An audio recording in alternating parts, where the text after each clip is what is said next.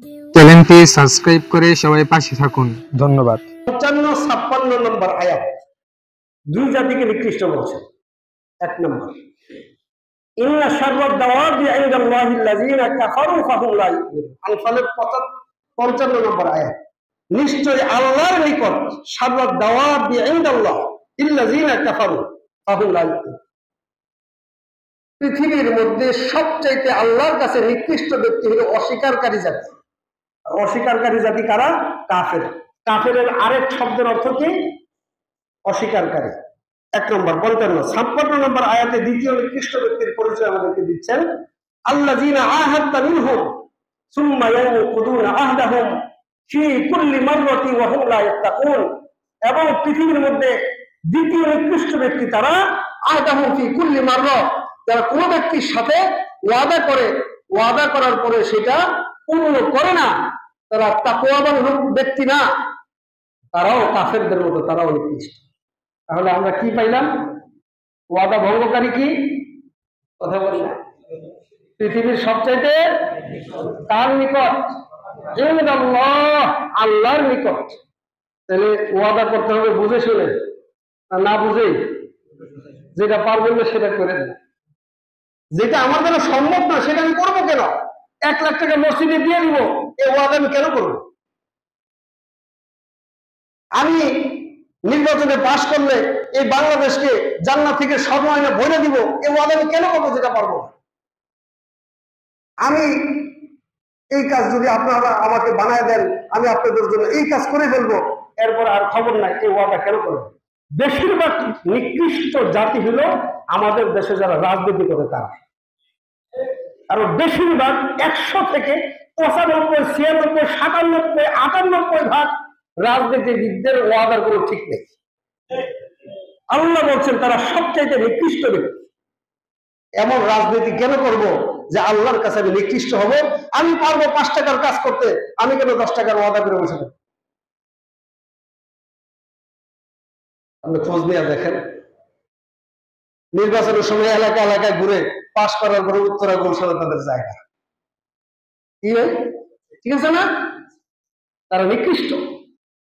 হোক সে দেশের সর্বোচ্চ ব্যক্তি, নিকৃষ্ট। ওয়াদা করে এতটুকু, যেমন ওয়াদা ওমর করছিল, যেমন ওয়াদা আমার নবী করছিল, যেমন ওয়াদা খলিফাতুল মুসলিমিন আবু বকর সিদ্দিক করছিল, তাদের মতো ওয়াদা করে। পারলে করো, না পারলে না। যে আমি পারবো না ভাই, যদি আমাকে পছন্দ হয় আমাকে দেখো, না পারলে না। সম্মানিত হাজিরিন, তারপরে বলছেন যারা ওয়াদা পূর্ণ করে না তারা হলো মুনাফিক। তারা হলো কি?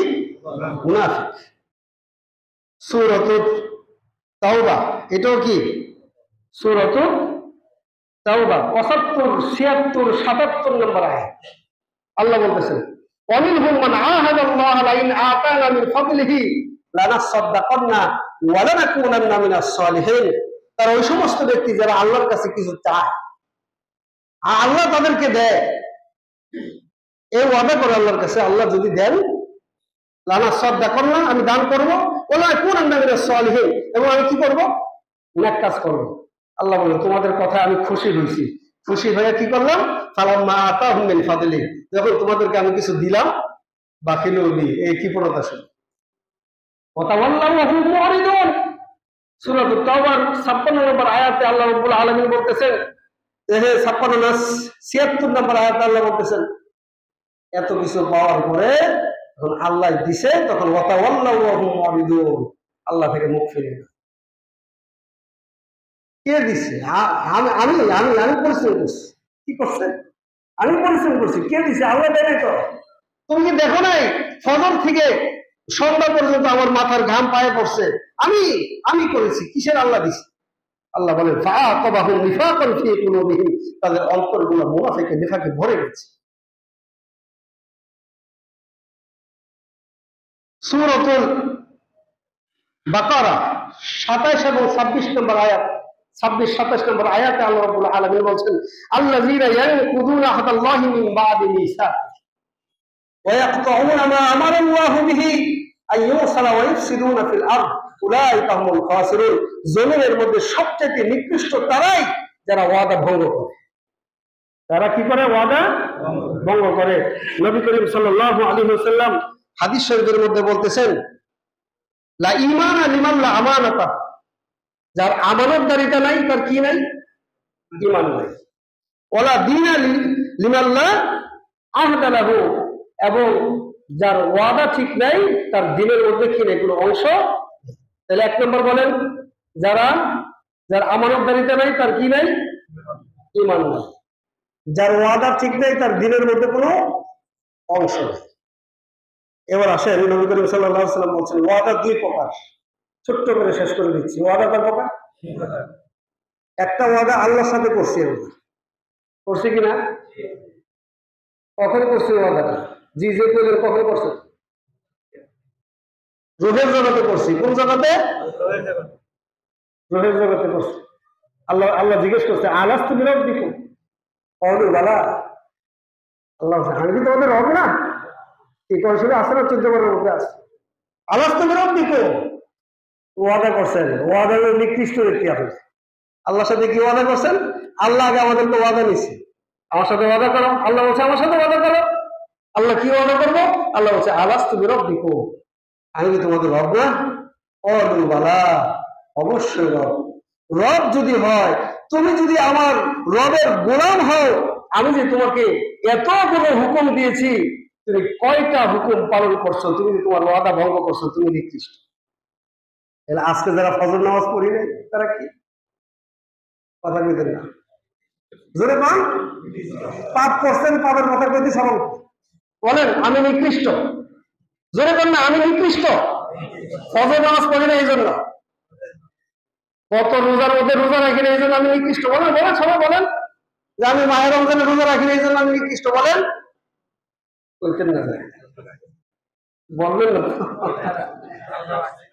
আচ্ছা, আমি কি বলছি? আল্লাহর কোরআন আয়াত বলছি না? আমি আল্লাহর সাথে ওয়াদা করে আসেন না? আল্লাহ নামাজ পড়বো, রোজা রাখবো, হজ করবো, আপনি আমাদের রব, আপনি সব নির্দেশ পালন করবো। আর আল্লাহ বলছেন যারা অঙ্গীকার পূর্ণ করে না তারা নিকৃষ্ট। এখানে কোরআন শরীফের মধ্যে আমি আয়াত বলে দিছি, আল্লাযিনা আতামিনহুম সুম্মা ইয়ানকুদুনা ফি কুল্লি মাররাতিন ওয়া হুম লা ইয়াত্তাকুন।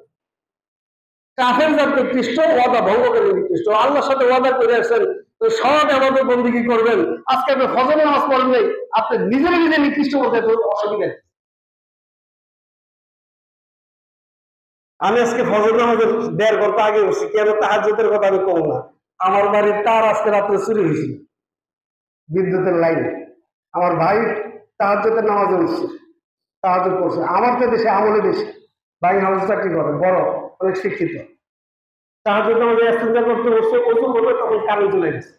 দ্রুত বের হয়েছে, বের হয়ে দেখে আশেপাশের ঘর বাড়ি যেগুলো আছে সবগুলোর মধ্যে লাইট জ্বলতেছে, বাইরের লাইট গুলো জ্বলতেছে। আমাদের বাসায় কারেন্ট নেই, আমাদের 3 ভাইয়ের লাইট একটাই। বের হয়ে যখন আমার বাসা পর্যন্ত আসছে সিঁড়ির এখানে, আমারটা একবার সবার সামনে রাস্তা, দ্বিতীয়টা আমার মেজো ভাইয়ের, পরে শেষেরটা আমার বড় ভাইয়ের। একটা প্লটের মধ্যে 3টা আমরা আলাদা আলাদা করছি। ওর ভাইকে দেখে চলে দৌড় দিচ্ছে, নিতে পারবে। দুই সাইডে কাটছে তার, দুই সাইডে তার কাটছে।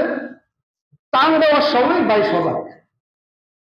পরে 3:30 থেকে সকাল 7টা পর্যন্ত বাসায় বিদ্যুৎ ছিল না।